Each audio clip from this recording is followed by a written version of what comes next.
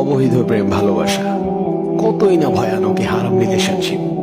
আপনি 5 ওয়াক্ত সালাত আদায় করছেন, রুটিন করে নিয়মিত কোরআন তেলাওয়াত করছেন, আপনি পর্দা করছেন, রাসূল সাল্লাল্লাহু আলাইহি ওয়াসাল্লামের সুন্নাহ মেনে চলছেন, নিয়মিত কতই না দোয়া করে যাচ্ছেন, আর এর পাশাপাশি আপনি কন্টিনিউ করে যাচ্ছেন একটি হারাম রিলেশনশিপ অর্থাৎ জিনা, যা হচ্ছে কবিরা গুনাহ। তওবা ছাড়া এর কোনো ক্ষমা নেই।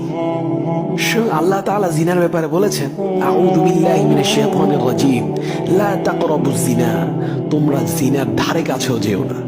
আর আমরা জিনার ধারে কাছে না, জিনার আষ্টে পৃষ্ঠে জড়িয়ে আছি। শেষ পর্যন্ত হারাম রিলেশনে থাকা মানুষটিকে জীবনসঙ্গী হিসেবে পাবেন কিনা তারও কোনো নিশ্চয়তা নেই। অধিকাংশ হারাম সম্পর্কের শেষ পরিণতি বিচ্ছেদ অথবা ধোঁকা, অথচ পাপগুলো আপনার আমলনামায় থেকেই যাবে। আবার অনেকেই ভাবে বিয়ের উদ্দেশ্যে হারাম সম্পর্কে জড়ালে কোনো গুনাহ হয় না। ভাই, হজ কিংবা কোরবানি করার নিয়তে কি চুরি ডাকাতি করা জায়েজ আছে?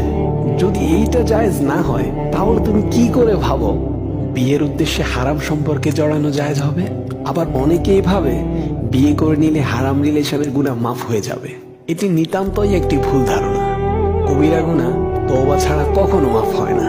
আর তুমি বলছো তুমি বিয়ের পর তওবা করে নিবে? আরে তুমি আগামীকালের সূর্যটি দেখতে পাবে, এর কি গ্যারান্টি আছে?